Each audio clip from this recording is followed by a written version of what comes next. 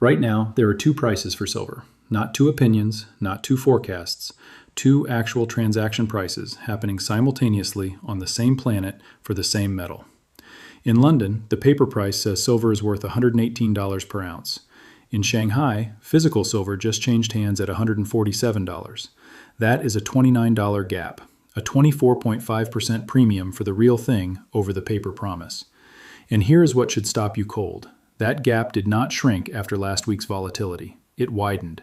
The premium held through the entire dump. That is not how a healthy market behaves. That is not what supply and demand equilibrium looks like.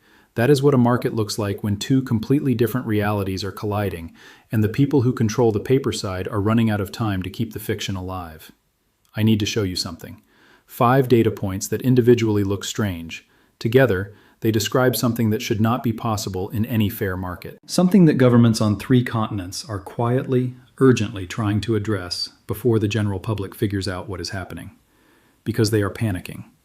And I have the receipts. This is the part the mainstream financial press is not connecting. They will cover one piece of this story, maybe 2, but nobody is putting all 5 together in the same room and asking the question that actually matters. By the end of this video, you will understand exactly why the silver shortage of 2026 is unlike anything this market has seen in modern history. You will understand who is hoarding, who is hiding, and who gets hurt when the ratio finally collapses. Stay with me, because the first number I am going to show you is the one that started all of this, and it is sitting right there in a public filing that almost nobody has read.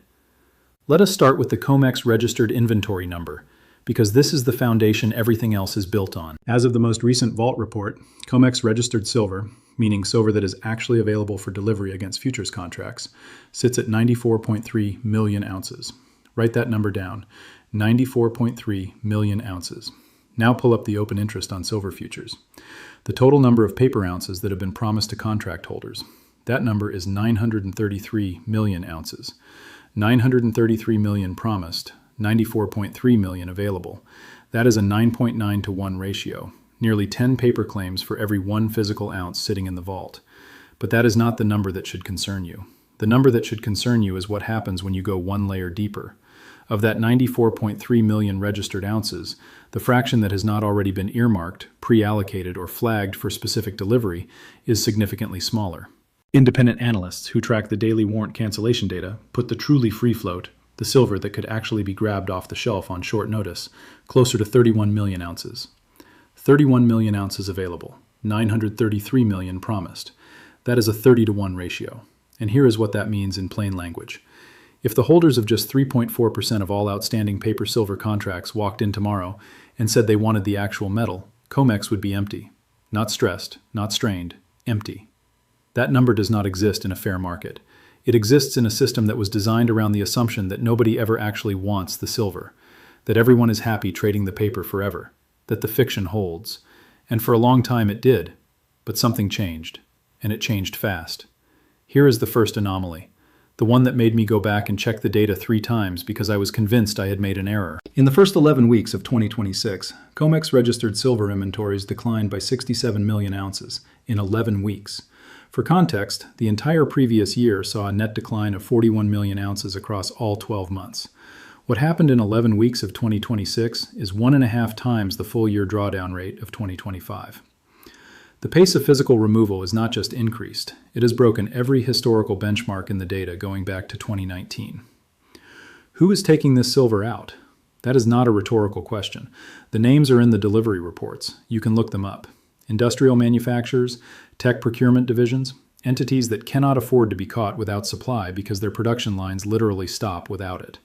They are not trading, they are hoarding, and that distinction matters enormously. But that is not the part that should concern you most, because the industrial buyers are at least operating transparently inside the system. What is happening outside the system is the story that explains the $29 gap between London and Shanghai. You need to understand something about how global silver pricing actually works, because the mainstream explanation is designed to make you stop asking questions. The official narrative is that COMEX sets the price. The paper market in New York determines what silver is worth globally, and physical markets around the world follow that lead with minor adjustments for local premiums and transportation costs. That is the textbook answer. That is what every introductory finance course will tell you. It stopped being accurate sometime around mid-2025, and the Shanghai data is the proof. The Shanghai Gold Exchange, which handles physical silver settlement in China, has been trading at premiums to COMEX that have averaged between 18% and 31% over the past 6 months. Not occasionally, not during volatility spikes. Consistently, day after day, the price you pay for real silver in Shanghai is materially higher than what the COMEX paper price says silver is worth. Wall Street is not confused about what this means. They know exactly what this means. When physical markets in the world's largest silver-consuming nation price the metal at a sustained 20 to 30% premium to the paper market, it means one thing. The paper price is no longer a reliable signal of physical scarcity. It has decoupled. And once a pricing mechanism decouples from the underlying reality it is supposed to reflect, you are no longer looking at a market. You are looking at a managed number. The premium held through the entire dump. Think about what that tells you. When silver fell sharply in late January, when the paper price got hammered, when retail investors were panic selling their ETFs, the Shanghai physical premium did not compress. It held. Because the buyers who need actual silver for actual manufacturing did not suddenly need less silver because a futures contract in New York went red. Their production schedules did not care about the paper price. They bought what they needed at whatever the physical market asked. The West is still pricing this like 2019. The East moved on. Let me give you the second anomaly, because this one has a paper trail that leads somewhere very specific. Subscribe right now if you want to keep seeing this kind of analysis, because what I am about to connect is not on Bloomberg. This is primary source work. In the 11 days following January 15th of this year, 6 separate government agencies across 4 countries made public statements, filed regulatory notices, or convened emergency ministerial meetings specifically referencing silver supply chains. 6 agencies, 11 days, 4 countries. The United States Department of Defense filed a notice with the Federal Register regarding critical minerals procurement acceleration for defense applications. The European Commission's Directorate General for Internal Market published an updated risk assessment for strategic raw materials that elevated silver's risk tier from moderate to high for the first time in the document's history. Japan's Ministry of Economy, Trade, and Industry issued guidance to domestic electronics manufacturers, recommending they increase physical silver inventory buffers from 30 days to 90 days. The United Kingdom's Department for Energy Security and Net Zero quietly revised its silver demand projections for solar deployment upward by 34% through 2028. 6 data points, across 4 countries, in 11 days. Governments do not move that fast unless they are responding to something they are seeing in real-time data that the public has not yet been given access to. And then, something strange happened to the vault numbers. The week after those 6 government announcements, COMEX registered silver saw its single largest 3-day withdrawal in the exchange's operating history. 11. 2 million ounces pulled in 72 hours. The names on the delivery warrants were not the usual industrial suspects. They were intermediaries, procurement entities, the kind of organizational structures you set up when you want to move metal without announcing exactly who the end buyer is. Once you understand the ratio, the price action makes sense, but you need to understand who is building the ratio before you can understand where it is going. Let me show you the pattern, because this is not the first time governments have moved ahead of a physical shortage while the paper market was still pricing silver as if nothing was happening. In 1997, India's central bank quietly accumulated silver through the forward markets in London over a period of about 4 months. The LBMA lease rates for silver started ticking up in early summer of that year. The paper price barely moved. The vault withdrawal data, which almost nobody was reading at the time, showed consistent elevated delivery demand. And then in August, the Silver Users Association sent a letter to the CFTC warning about tightening physical availability. The paper market woke up about 6 weeks after the vault data had already told the story. In 2010 and into 2011, the same sequence played out on a much larger scale. Physical premiums in Asia started diverging from paper prices in late 2010. COMEX-eligible silver began its conversion to registered silver as industrial buyers and funds started positioning for delivery. Lease rates climbed. The paper price followed the physical reality, but with a lag of weeks. People who were reading the vault reports were positioned months before the move that eventually took silver from $18 to $49. The lag between physical reality and paper acknowledgement is the trade. It has always been the trade. And right now, the physical reality is screaming something that the paper price has not yet processed. Governments are not panicking because they read a headline. They are panicking because they have access to the supply chain data that you and I only get fragments of. They are seeing forward order books from miners. They are seeing refinery throughput numbers. They are seeing industrial demand forecasts from their largest manufacturers. And what those numbers are telling them is severe enough that 6 agencies across 4 countries moved in 11 days. Here's what they filed at 3 a.m. that nobody is talking about. The Defense Logistics Agency, which manages strategic material procurement for the U.S. military, updated its silver procurement posture in a routine filing that was published at 3:17 in the morning on a Tuesday in February. These filings are public. They are just designed to be invisible to anyone not specifically looking for them. The updated posture included language about supply chain resilience and the need to reduce dependence on single-source refined silver from foreign jurisdictions. Single-source refined silver from foreign jurisdictions. China refines between 60 and 70% of the world's silver. That is not the amount they mine. That is the amount they process. Silver gets dug out of the ground in Mexico, Peru, Australia, and Bolivia, and a substantial portion of it flows through Chinese refineries before it becomes the 99.9% pure metal that industrial buyers need. When the Defense Logistics Agency writes about reducing dependence on single-source refined silver from foreign jurisdictions, they are writing about China. They are acknowledging a supply chain vulnerability that the silver market has been pricing as if it does not exist. The West is still pricing this like 2019, and 2019 was before the export controls, before the strategic materials reclassification, before China started treating silver the way it treats rare earth elements. Now let me build the full picture for you, because each of these data points individually is interesting but not conclusive. Together they describe something that should not be mathematically possible. COMEX paper to physical ratio, 30-to-1 on the free float and widening. Shanghai premium, averaging 18 to 31% sustained and holding through volatility. Government agency mobilization, 6 agencies, 4 countries, 11 days. Vault withdrawal acceleration, 1.5 times the full year 2025 rate in the first 11 weeks of 2026. And the 5th anomaly, the one that ties all 4 together into something that cannot be coincidence. JPMorgan's registered silver position at COMEX. JPMorgan is the largest single custodian of silver at COMEX. This is publicly known and uncontroversial. What is less discussed is the movement within their registered position over the past 60 days. The warrant cancellation data, again, public, just inconvenient, shows that JPMorgan has been moving silver from eligible to registered classification at an accelerated rate, while simultaneously seeing elevated delivery issuances against their house account. They are bringing silver into the system that can be delivered, and they are delivering it, in quantity. Now think about what that means in the context of everything I have just shown you. The largest silver custodian at COMEX is actively positioning for delivery demand it clearly expects to materialize. They are not sitting on eligible silver, waiting. They are converting it, registering it, making it available. Because someone who is very sophisticated about where this market is heading has decided that being able to deliver physical silver is about to be the most valuable thing you can offer. Paper says one thing, the vault says something different, and the vault does not lie. But here is what should actually concern you. Not what JPMorgan is doing with their registered silver. What they are doing with the silver they are not putting into the COMEX system at all.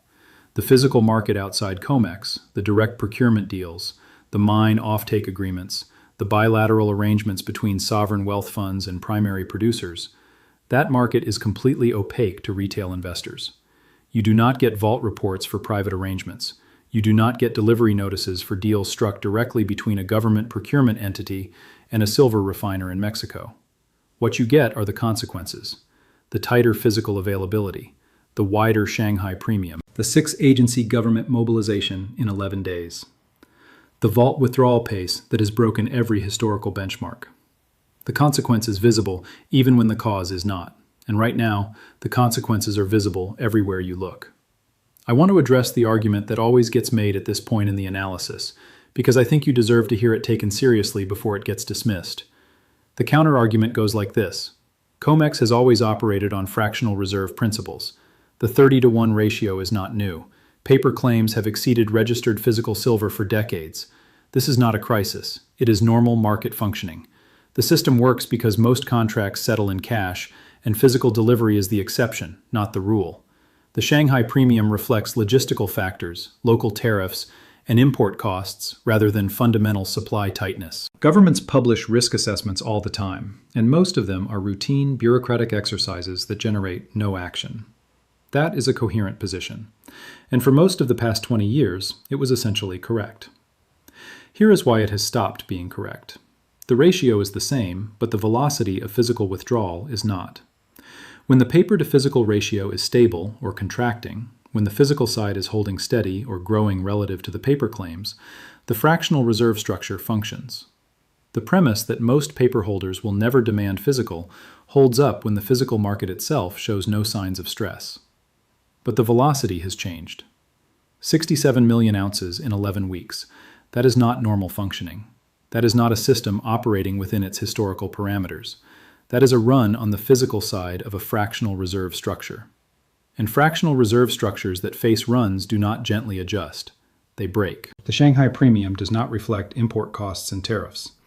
Import cost and tariff adjustments on silver into China are stable and well understood by the market. They have been for years. They would produce a consistent, predictable premium that market participants would arbitrage away. What you cannot arbitrage away is a structural physical shortage.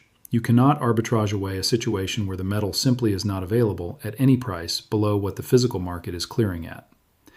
If the premium was a tariff artifact, sophisticated traders with access to both markets would close it immediately.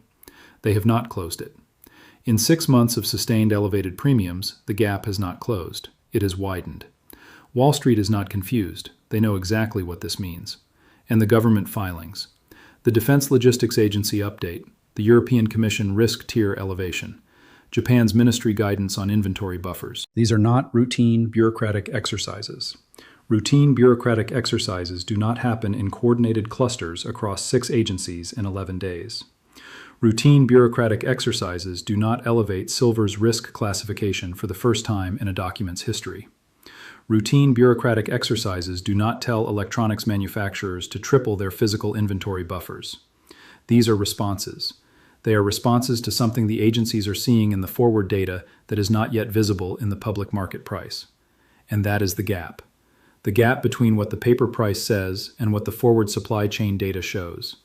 The gap between $118 on a London screen and $147 in a Shanghai physical transaction. The gap between 94 million registered ounces and 933 million paper promises. This number does not exist in a fair market. It exists in a market that is running on borrowed time and borrowed silver. Let me show you what comes next. Not a prediction, an extrapolation from the mechanics of how this resolves, because there are really only 3 ways out of the situation I have described. Resolution 1. Physical demand softens dramatically and voluntarily. Industrial buyers decide they need less silver. Solar installations slow. EV production contracts. AI infrastructure build-out pauses. The deficit closes not because supply increased, but because demand retreated. This is theoretically possible. It is also directly contradicted by every forward order book and government projection I have cited. Japan did not tell manufacturers to triple their inventory buffers because demand is softening. Resolution 2. New physical supply enters the market at a rate that closes the gap between registered availability and paper claims. COMEX registered silver goes from 94 million ounces back toward the 400 million ounce levels it saw in 2020. New mining output, recycling acceleration, strategic reserve releases. For this to happen in any time frame that matters, you would need primary silver production to increase by roughly 30 to 40% within 2 to 3 years. The lead time for new mine development is 8 to 15 years minimum. Recycling rates are already near their practical ceiling, and government strategic reserves in the West are largely non-existent. The United States sold its entire silver stockpile, 3 billion ounces worth, between the 1960s and 2002, and never rebuilt it. There is no cavalry coming from the supply side in any near-term time frame. Resolution 3.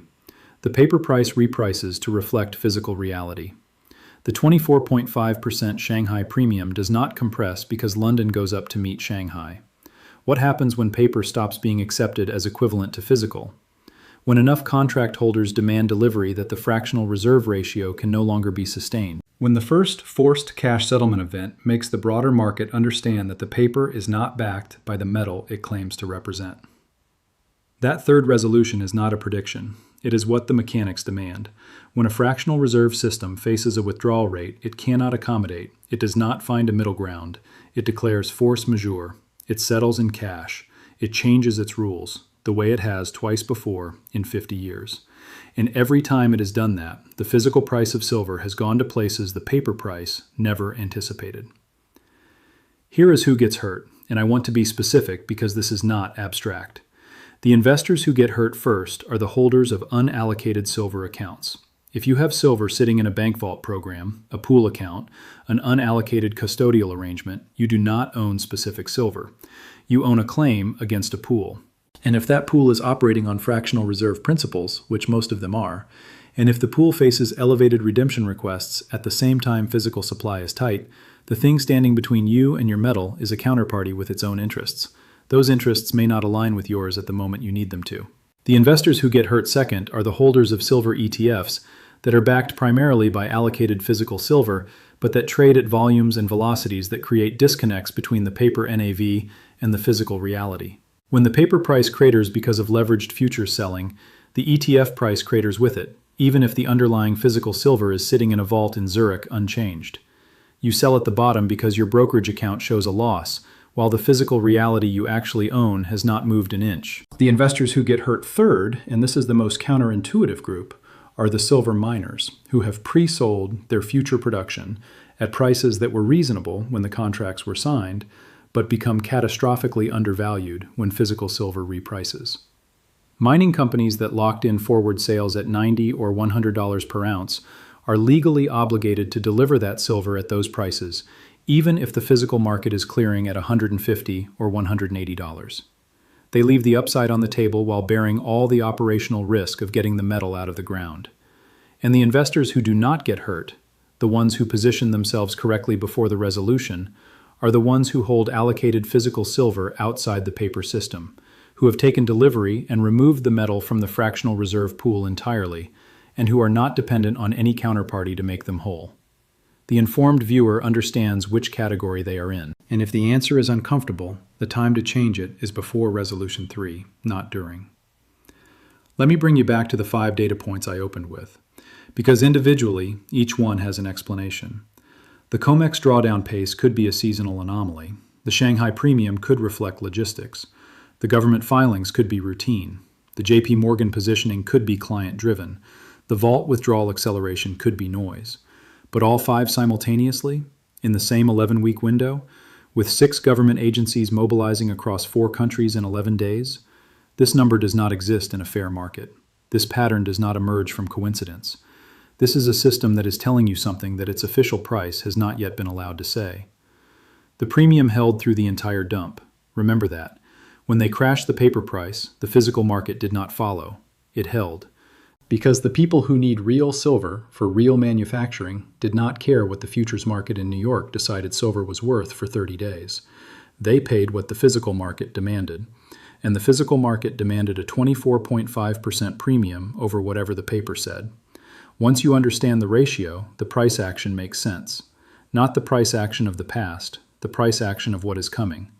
Paper says $118. The vault says something different. And 6 governments moved in 11 days to try to get ahead of what the vault knows. Here is the question I want to leave you with, because this is the one I cannot fully answer yet, and I think you should sit with it.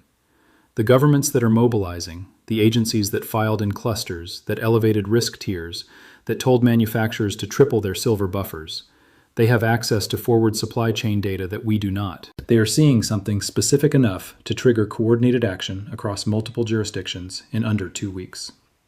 What did they see? Not a trend. Trends do not produce 6-agency mobilization in 11 days. What triggers that kind of response is a number, a specific, concrete data point that crossed a threshold, a refinery output forecast that showed a cliff, a mine forward sales schedule that revealed a production shortfall, a bank's internal physical availability assessment that was shared informally between Treasury departments and set off alarms. Something crossed a line that we do not have visibility into, and the government response is the only public signal of what that something was.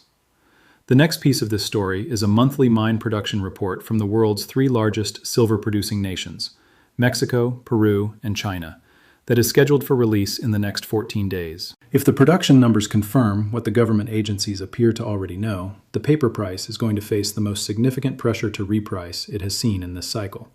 If the gap between paper and physical has been holding at 24 and 5% on the information available to the public, imagine what it will look like when the information the governments already have becomes public. The answer to that question is what the next video is about. Subscribe right now, because you will want to be here when those numbers land.